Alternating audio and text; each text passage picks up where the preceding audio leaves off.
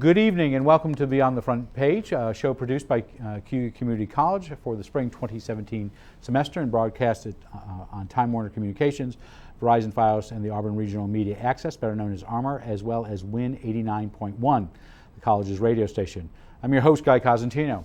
This Sunday kicks off National Library Week across the nation. Started in 1958, celebrating its 59th year. The week is used to celebrate one of our nation's greatest assets, our public libraries. With that in mind, it makes more than enough sense to have us focus on one of our local assets, SEYMOUR Library, that was founded in 1876 but moved to their Genesee Street location in 1903. Nearly 20 years ago, the library, so I did remember that date, nearly 20 years ago, the tax district was created that includes not only the city of Auburn and the town of Owasco, but parts of Fleming and Senate as well.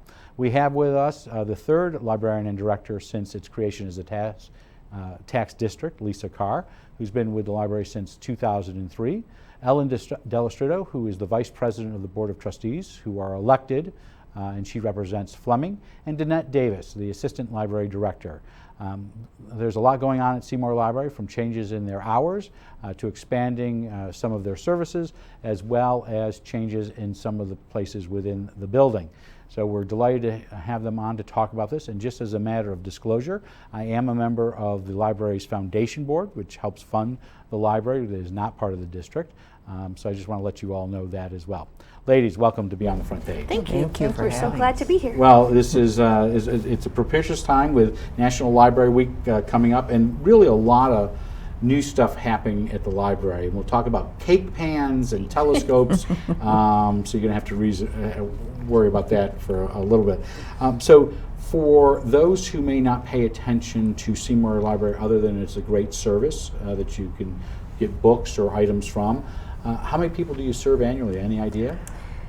Our service area covers 35,000 people. If you're looking at the population of the tax district, we have about 11,000 active card holders, and we have about 100,000 people a year who come through our doors, roughly. And they may go everything from the children's section downstairs to the history room, history discovery, or they may just go surf the web. Read the newspaper, you name it. Those few that are left of the newspaper. Let me tell you, people who read the newspaper at the library, they're very vocal when it's not there. We know, right? It's very popular. Those newspapers are still there. Yes. Any idea how many volumes you have? I think 79,000 print volumes. Some of it is uncatalogued because we're still trying to figure out the History Discovery Center. There was an attic, and we're trying to move them into our new History Discovery Center. So we'll talk about that in a minute, but 2 decades ago, just when the district was becoming a tax district, there was this thought that we have e-books and electronic media, and that books were going to be dead. Is that the case? That is not the case. No, the library is booming. People are still reading, and a lot of people still like the old books that don't take batteries.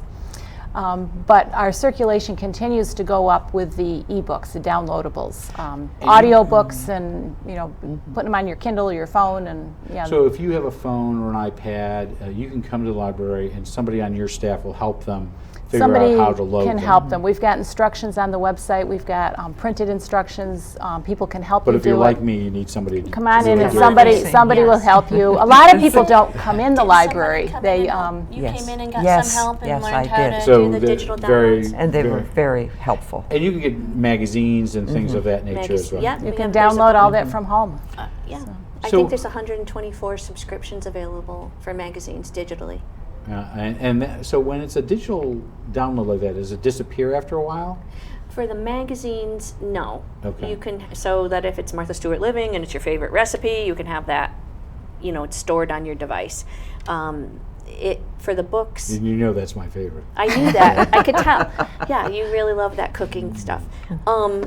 No, for books it's different though. It expires. It has to do with digital rights management. Sometimes you'll see the letters DRM, that's digital rights, and that controls when things expire. So one of the other changes I think that people may not be aware of at the library, about a month ago you had pop culture expert Ed Cato in. Yes. He came in for the 100th anniversary of Will Eisner, who's an illustrator, but really the father of graphic novels. Right. better known as comic books for some people, but they're not. I mean, they've become, there's everything from stories about 9/11 to stories, whether they're superheroes or whatnot. So he was celebrating the 100th anniversary of Will Eisner, the founder of, they say, of graphic novels. He had about 30 people there. That it was a dreary night.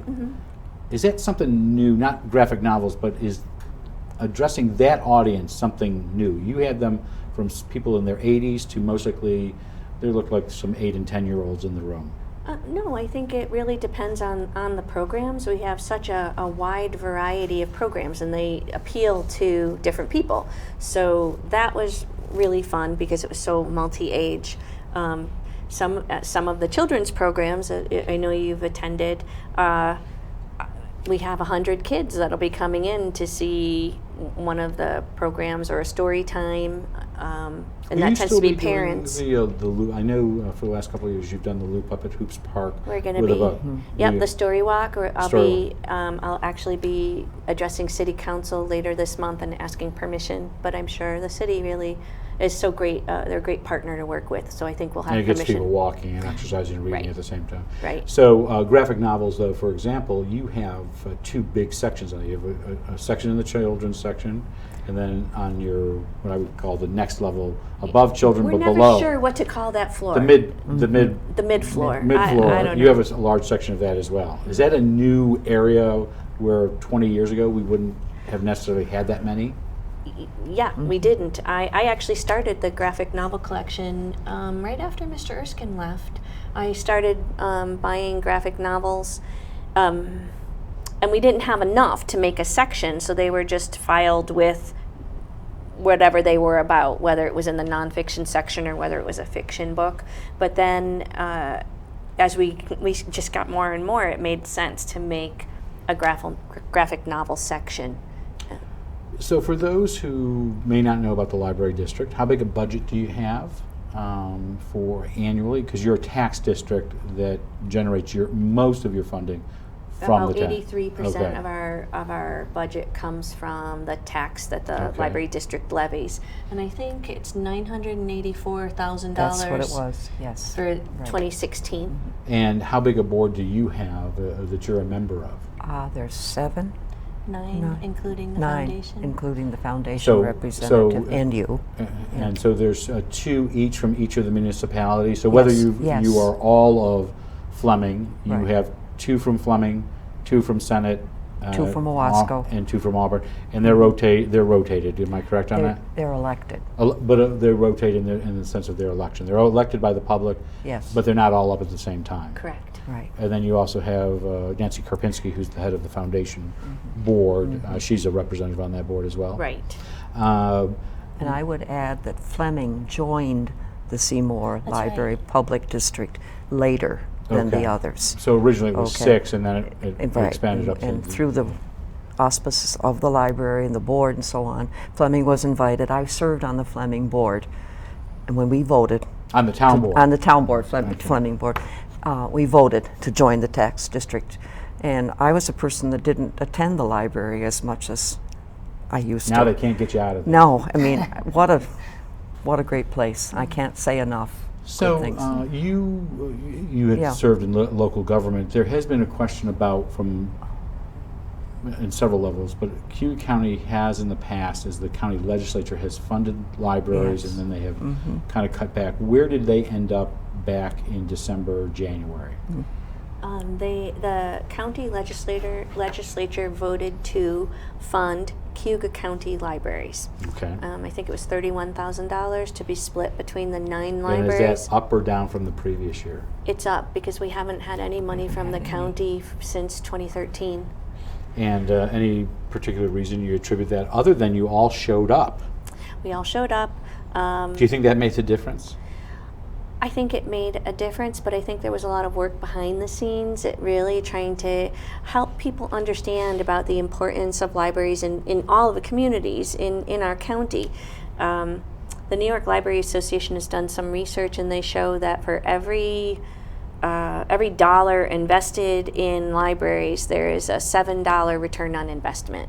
And so when you're looking at the needs that the local libraries serve, whether it's access, broadband access. You know, some of those smaller libraries, they just, because of their location, they just don't have good internet connection. One of the only places you could... Q County. Right. So the libraries, I know Poplar Ridge has a T1 line to the school, so the library has internet connection that maybe a local dairy farmer doesn't have because of... But he can go to his public library and do the downloads he needs for the agriculture. Right. So there's job searching and early literacy, you name it. There's a whole host of programs that happen. So up till midnight on Friday, you were hopeful that you were going to get some good news from the state of New York. And as we speak right now, they are under a 2-month extender. So there was some new money, if I remember correctly, that was going to come to libraries. Am I correct on that? Last year, the original budget didn't have money for libraries. And it was like libraries were funded at 1998 levels. So last year it was great. We did get money put in the budget, and we were really hoping this year that we'd get added on top. So we'd be. And was that in the proposal? No, and it was not in the governor's budget at all. But Senator DeFrancisco, when I went on Library Legislative Day, he said, you know, that's how it works. The governor's budget is here, and then the legislature tries to add something in. And he himself is a big supporter of Yes. literacy. Yeah. I go to your library, I go to the Elbridge, and I know when I walk in there's a big poster of him. Not because there's advertising him, but I think he has a book in his hand, and he's about literacy. And there are a number of legislators that that represent much of the Finger Lakes library system that are very much in favor of funding libraries. So we don't get direct that much. We get some support from the state. So this will go to fund the Finger Lakes library system. And then also fund the public library construction grant program, which allowed us to create our new History Discovery Center. It allowed us to do a lot of work on the roofs. It's a matching grant program. So for those who don't understand the Finger Lakes library system, so if I go online, and we'll get to that in a minute, but if I go into line, I can order a book that you may not have, or an audio tape, because I tend to order those, and it'll come in a couple days later, often if it's not being used, and it will say the Tompkins County Library, or it will say Geneva or whatever. So for those who don't know, what is the Finger Lakes library system? The Finger Lakes library system is kind of set up by the state, and it's our region of public libraries, and they get the funding directly from the state. And then what they do is support the public libraries in their region. And one of the big things they do is the interlibrary loan, and that covers being able to order a book that we don't have at our library. But so you can leverage. Right, we're going to get it from another library for you. We get deliveries every day, so very often you don't have to wait very long if you have an item that you want. Any idea how many volumes or how much? Oh, we get bags and bags every day. 7,269 items per so year. I just did we're the all annual sharing. report. Okay, so 7,000. Okay, so 7,900, whatever. 7,900. Do you have to pay for those, or is that just being part of that membership? Just as if I want to come in, and I know Ed Cato donated a very beautiful book. Yes. If somebody wants to borrow, then I don't know if it's in for borrowing, but if he wants, and somebody is in Geneva and they don't have a copy of this book, you will send your copy over there, and then it'll come back. Right. Okay. Except Geneva is Geneva's not in not the in the Finger district. Lakes Okay. system. But so the Finger Lakes library system stretches from Fairhaven down to the border of Pennsylvania. Is that like Waverly? It covers 5 counties. It's So set up how by far the that way state. do you go? I know I get stuff from Seneca Falls. Waterloo. Seneca Falls, Oh, Waterloo. Okay. And then, Okay. and then I do pay attention to the labels every now and then. Okay. So I walked in last night, and there are new signs on the front of your doors. Yes. You got new hours. So you're changing your hours of operation from what to what? we have been for years and years opening at 10 a.m. Monday through Saturday, and closing changes a little bit. 6 or 8 o'clock, or 5 o'clock, depending. 9 o'clock. So we really did a lot of work at looking at when people use the library, and opening at 10 a.m. was out of sync with how communities work. You know, whether you're dropping kids off at daycare or at school, whether you're at the Y going swimming and then your class is up and you want to stop by the library, if you have to wait that hour, it just made a lot of sense to try and open earlier. We always have a line at the door in the morning, and our foot traffic between 8 p.m. and 9 p.m. was so slow, it just made sense to shift everything down. So now we're open 9 a.m. to 8 p.m. on Monday, Tuesdays, and Wednesdays. On Thursdays and Fridays, we're open 9 to 6. Our closing time hasn't changed, but we're opening an hour early. And then on Saturdays, we're going to be open 11 to 4. But in essence, there is a net gain of 1 hour a week. 1 hour a week, okay.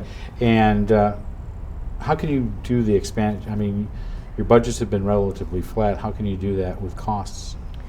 Well, we did have a slight increase in the tax levy last Okay. year, and that's really where the Where increase you're is putting those? going. Yeah. Okay.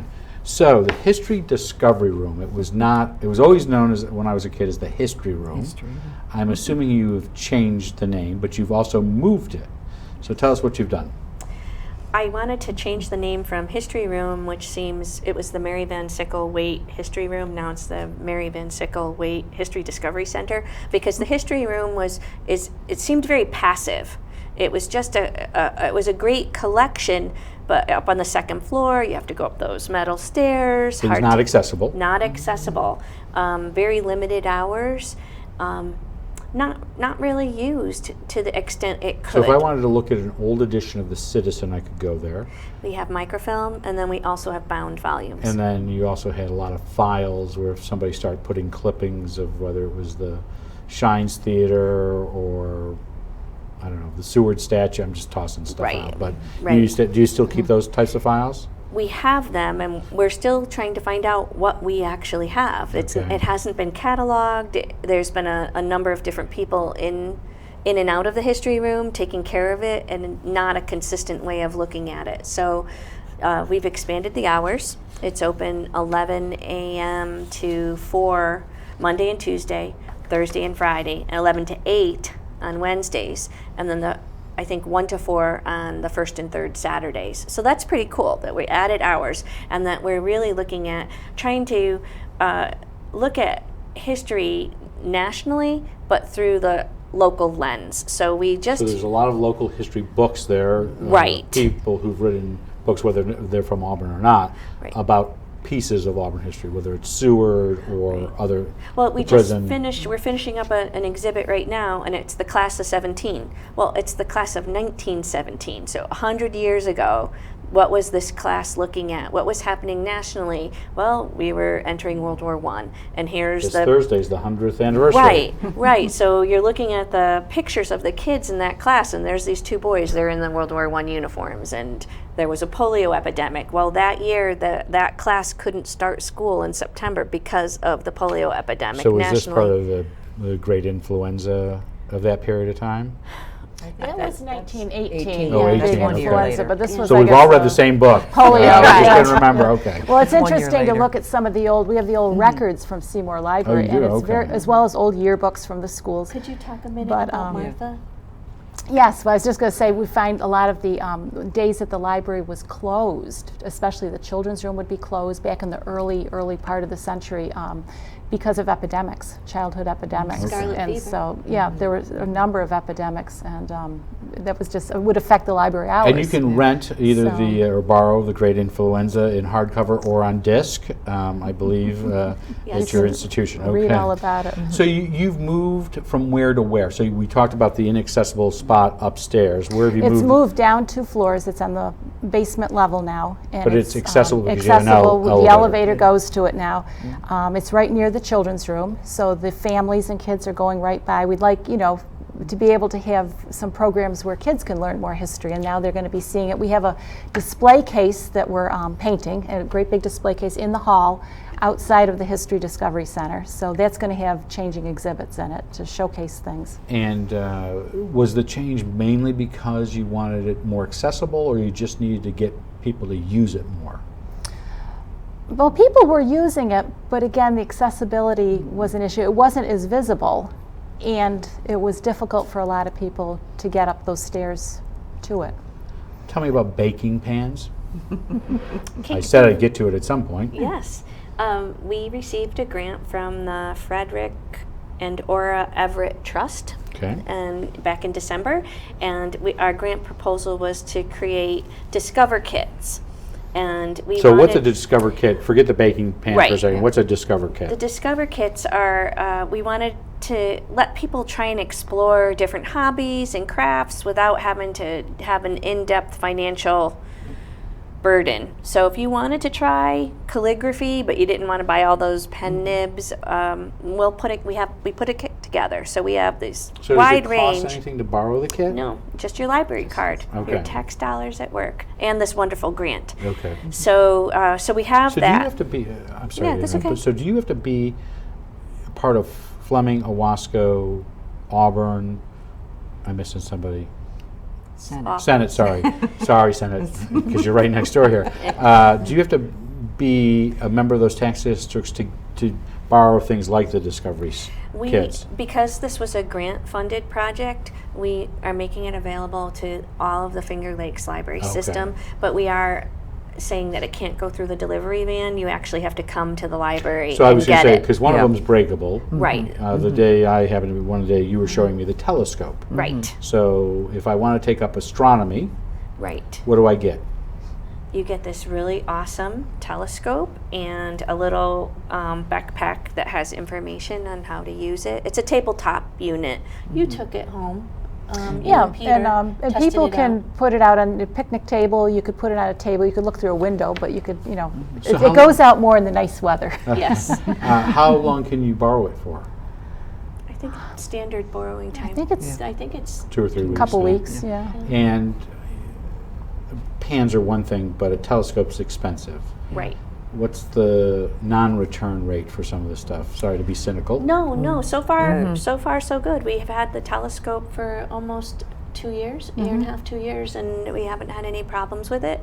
We're willing to take that chance with the Discover kits and with the cake pans. Okay, so back to the cake pans. What Back do we to the got? cake pans. So we have. Because I saw you at a meeting. Yeah, I know. I was- handling the cake pan. Yeah, So I was amazed. You don't think of a library as a place you go to get a cake pan.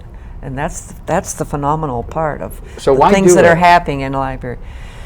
To offer a service to people who don't have to spend the money, like you just said, to go and buy So a these are cake pan for different special. shapes They're or special characters, shapes, special occasions. and you're only going to Yeah. have the Spider-Man cake. Yeah. once. Once. Really, right. Yeah. It's the original sharing economy. Really, I mean we're just kind of extending the concept that You don't was want to books. store it at your house, but you want to borrow it to make the Yeah. cake. We have a lot of things. We have it's all about sharing. If you want to convert your slides, you have the old slides and you don't have a projector anymore, you want to convert them to digital. Now you can show them on your computer, you can show them on your TV. So that's been very popular. People borrow the converter. But you only need it one time to take Right. your slide collection, convert them, and then you don't need this unit anymore. So you borrow it from the library. And is this just part of the changing environment of libraries? I think so. Well, I don't you agree? Yeah, libraries are moving Much more than books. beyond just books. Yeah. Speaking of books, fiction has moved. Yeah. Well, sort of. Okay, so what happened? So we are introducing this idea of sorting by genre, Okay. and we've always had a mystery section. And A big mystery a section. big mystery. Well, we've made it bigger, and Okay. in order to accommodate the number of shelves it would take up, we had to move it to the other side of the aisle, and we're calling it crime fiction. So when I started buying the mysteries, I had to come up with a definition. I'm not a big mystery reader, so if there's a dead Good thing you're body, buying those. I know. I had to learn fast. If there's a dead body, it went into the mystery section. But what happened to all those political thrillers and suspense? There's still a mystery there. There's just no dead body. So now we have it. It's called crime fiction, and it's going to include all of those other authors. And are you moving nonfiction as well? We did. We had the library closed 2 days in February, and we moved all of our nonfiction to that second floor. And you had to close because this is a big task, and you have most, with the exception of 2 of you, all of your staff is part-time. Am I correct on that? Correct. Okay. Correct. It was a big move. I was pretty tired. You were too. Yeah. Tell me about poor Dewey and his decibel system, So So- Melville Dewey. who I grew up with. We all grew We up all with in did. this room. He actually, didn't he speak at the opening of the Skinny Atlas Library? He did. He was Melville Dewey. Yeah, I 100 know years ago. I can see a tear here. So tell me 100 what's years ago. happened. So Dewey Decimal System is a system that we all grew up on, where you can look up books from a card catalog. He organized knowledge into this 10 numbers. So, you know, the 900s, the 700s, the 800s, whatever. And it's great. It was great for organizing things. When you only had Right. a couple hundred books coming out a year on the subject. Right. And it was 100 years ago, where before a lot of things that happen today existed. So we have all of our technology, all the computer questions. And we did find, it seemed like there's a thing called applied science, which was in the 600s, but then the art side of things was in the 700s. So is landscaping in the 600s, like, or the 700s, and gardening, like, what's the difference between those two? Shouldn't those books be near each other instead of in our library sending people from that middle floor up 2 flights So and do then you, down? do you want to defend Dewey? Well, I think the non-Dewey way of cataloging will work well for some of the collection. Okay. If you want to take your cookbooks and you don't want to call them 641 point something anymore, that I think would be great. And we're going to put cooking, and then under that we could put a word, and it would be cakes. Okay. So you'd say of cooking, cakes, cooking, pies. If you could do that in the cooking- kids' sports section sooner than later, I would help. Yeah, so something like that would work. Are all libraries doing this? Are they moving, or just you're doing I it? think there's a lot of different Some are and some versions. aren't. Right. And what's the second chapter room? The second chapter room opened 2 years ago, and it was our effort to deal with the inaccessibility of our nonfiction collection. So we decided to pull parts of the collection that are topics that appeal to people over age 60 who may have more mobility issues, and put them on the main floor. And that is, if you look at the spine labels, it's word-based, it's not Dewey Decimal-based, it's categories. So we put that part of the collection there, and our large type is there as well. So things that appeal to people over age 60. So we have 2 minutes, Okay. because we haven't gotten through everything. So find forgiveness, real quickly, what are you doing? The bane of every parent who ever had a child lose a book and feels they can never come back to the library. Right. And we really want to say, welcome back. Don't let fines be a way of stopping your family from using the library. So for the next 2 weeks, starting on Monday next week, all of National Library Week, and So then the during 10th? school vacation through the Okay. 22nd, come in and talk to us. That's it. We'll work on waiving your fines, getting your card activated, if it's been deleted got or a book, whatever. return that too, If even you though- have the stuff, bring it back. If you don't, you can still come in. Right. And then additionally, the Board of Trustees also voted to not charge fines on children's books anymore. And how much will this cost the district? Much, or it's money you just weren't going to realize anyway? Money we weren't Yeah. going to realize anyway. So last but not least, it is National Library Week, and just really with a minute, when they had the first one, it was library, or Wake Up and Read. It is now Libraries Transform. What do you got planned? Fine Forgiveness Week. Fine Forgiveness Week, okay. We're introducing our Discover Kits, the So Friends this is of the Library. roll out, the hours, everything. Yeah. This is the Everything. test. April's a test month, but really next week is about rolling all this out. Right. So, last thing, anybody can answer this. What's Seymour Library's biggest secret? Variety of activities and programs that are being offered that we aren't able to bring to the public and let them know enough about. So you can It's go an on- unspoken and quiet place, and People there- think you it's know, just books. Yes. But and it's much there's more than so that. much There's more. so much So more. much more. So I would encourage people to go to the website. You can borrow from there, you can, which most people don't know. You can go figure out how to use the interlibrary loan system and do that. But there's a lot going on at Seymour Library. I hope you'll come back in the fall or the spring and talk to us again. I will. Our guests have been the library's director, Lisa CARR, Ellen Dello, who is the treasurer of the board of trustees, as well as Dannette Davis, who is the assistant library director. We want to thank them for talking to us about the National Library Week, which we just covered a little bit, but also a lot of positive things that are going on at the library, and we encourage you to go take a book out. A program note, starting on Thursday, the college will be closed for a well-deserved spring break. We'll be off for a week. We'll return on Tuesday the 18th, our regularly scheduled program. On Inside Government, we'll have Senator John DeFrancisco should be here, as well as Assemblyman Bob Oakes. Unfortunately, because of congressional schedule, Congressman John Katko can't join us now on the 18th as we had hoped. On Beyond the Front Page, we'll talk about the Auburn Education Foundation, the Double Days, and end the season with Major Palooza before we go to a discussion about the Auburn school budget, no state budget or not. Before we go, though, we would like to let you know that you can send us your ideas for future guests or questions to Inside Government, P.O. Box 141 Dunning Avenue, Auburn, New York, 13021, or at cozguytho@aol.com. I'm Guy Cosentino for CUNY Community College. I want to thank you for watching. We hope you have a good night, have a great tomorrow, a happy Passover and Easter, and we will see you back here in 2 weeks.